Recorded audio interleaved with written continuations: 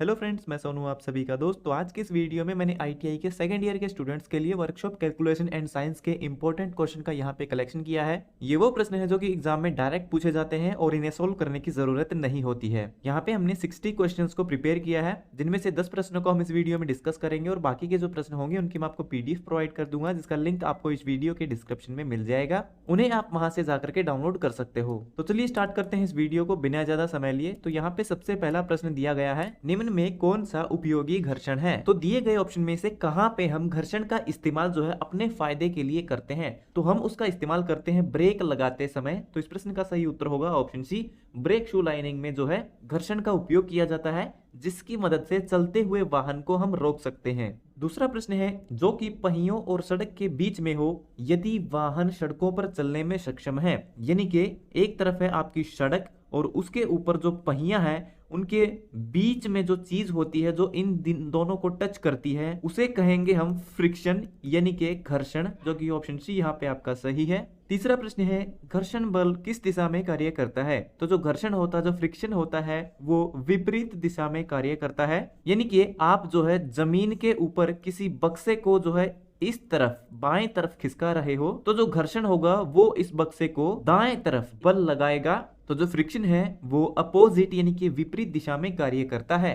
चौथा प्रश्न है, जो कि गर्मी के उत्पादन से बचने के लिए आवश्यक है। यानी कि जब हम मशीनों पे काम करते हैं, कोई जॉब बनाते हैं, तो उस समय जब हम टूल्स का इस्तेमाल करते हैं तो गर्मी यानी कि हीट प्रोड्यूस होती है। हमारी जो जॉब है या फिर जो टूल है वो गर्म हो जाता है, तो उसको ठंडा रखने के लिए हम कूलेंट का यूज करते हैं, जो कि ऑप्शन सी आपका सही है, जिन्हें हम हिंदी में शीतलक कहते हैं। जैसे कास्ट आयरन में ड्रिलिंग करते समय कूलेंट के लिए मिट्टी के तेल यानी कि केरोसिन का इस्तेमाल करते हैं। पांचवा प्रश्न है, जिसका उपयोग घर्षण कम करने के लिए किया जाता है। तो उसके लिए हम यूज करते हैं लुब्रिकेंट का यानी कि स्नेहक का, जो कि ऑप्शन बी आपका सही है। जैसे मान लो आप साइकिल चला रहे हो और आपकी जो साइकिल है उसको चलाते समय ज्यादा जोर लग रहा है, तो हम क्या करते हैं, उसके अंदर हम लुब्रिकेंट यानी कि ऑयलिंग करेंगे, जिससे उसके सारे के सारे जो पार्ट्स होंगे वो आराम से काम करने लगेंगे। तो उनके बीच में जो घर्षण है, जो फ्रिक्शन है, वो कम हो जाएगा और वो अच्छे से काम करेंगे। तो इस प्रश्न का सही उत्तर होगा ऑप्शन बी। इसी प्रकार जब कोई नट जाम होता है तो उसको खोलने के लिए उस पे हम लुब्रिकेशन का यूज करते हैं, ताकि ऑयलिंग करने के बाद वो आसानी से खुल सके या फिर उसको आसानी से बंद किया जा सके।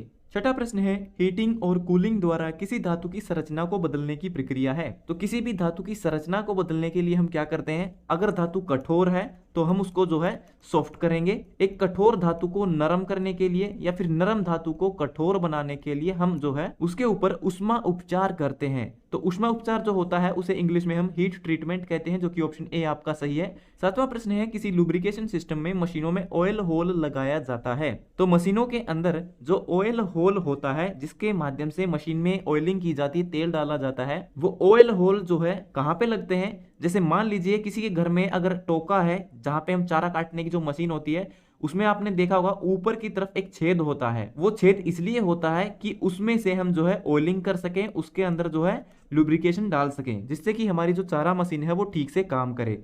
तो वो जो होल है वो ऊपर की तरफ इसलिए दिया जाता है ताकि गुरुत्वाकर्षण बल, ग्रेविटी के माध्यम से वो जो ऑयल है वो धीरे धीरे नीचे की तरफ जो है मशीन से होता हुआ जाएगा और पूरी मशीन में ठीक से काम करेगा। तो जो ऑयल होल दिया जाता है ऊपर की तरफ इस प्रकार की मशीनों में, उसे जो है ग्रेविटी फीड सिस्टम कहते हैं, जो कि ऑप्शन ए यहाँ पे आपका सही है। आठवां प्रश्न है, आयताकार पिंड का गुरुत्व केंद्र क्या होगा। यानी कि एक बॉक्स है, इस तरह से एक आयताकार बॉक्स है और ये एक पिंड है यानी कि एक ब्लॉक है। तो इसका जो गुरुत्वाकर्षण केंद्र होगा वो कहाँ पे होगा। तो जहां पर भी इस आयताकार पिंड के जो विकर्ण है एक दूसरे को क्रॉस करेंगे इस प्रकार से, और उनके बीच में जो सेंटर होगा जहां पे ये विकर्ण एक दूसरे को काटते हैं, वो इसका सेंटर ऑफ ग्रेविटी पॉइंट होगा। तो इस प्रश्न का जो सही उत्तर होगा वो होगा ऑप्शन सी, इसके विकिरणों के प्रतिच्छेदन बिंदु पर इस पिंड का सेंटर ऑफ ग्रेविटी पॉइंट होगा, यानी कि गुरुत्वाकर्षण केंद्र होगा। नौवां प्रश्न है, वृत्त की सबसे बड़ी जीवा किसे कहते हैं। तो जो वृत्त होता है, वृत्त के अंदर हम जो भी इस तरह से रेखा खींचते हैं वो उसकी जीवा होती है। तो वृत्त के अंदर बड़ी से बड़ी जो जीवा है वो हम किस प्रकार से बना सकते हैं, वो उसके बीचों बीच बना सकते हैं इस प्रकार से, और बीचों बीच जो रेखा होती है वो होता है वृत्त का व्यास। तो इस प्रश्न का जो सही उत्तर होगा वो होगा ऑप्शन बी, जो व्यास है वो वृत्त की सबसे बड़ी जीवा है। 10वां प्रश्न है, कच्चे लोहे में कौन सी अशुद्धता उसे कठोर और भंगुर बना देती है। तो इस प्रश्न का जो सही उत्तर है वो है ऑप्शन बी, जो सल्फर होता है वो लोहे को कठोर और भंगुर बना देता है, और ये लोहे लोहे की एक अशुद्धता है, उसकी एक कमजोरी है, एक कमी होती है, जिसकी वजह से क्या होता है, अगर वो लोहा ऊंचाई से जमीन पे गिरता है तो गिरते ही वो टुकड़ों में टूट जाएगा, यानी कि भंगूर हो जाएगा। तो दोस्तों ये था हमारा आज का वीडियो जो हो गया है कंप्लीट। उम्मीद करता हूँ ये वीडियो आपके लिए फायदेमंद रहेगा। अगर आपका कोई और सवाल है तो वो भी आप कमेंट बॉक्स में लिख करके पूछ सकते हो। तो मिलते हैं हमारी अगली वीडियो में, तब तक के लिए नमस्कार।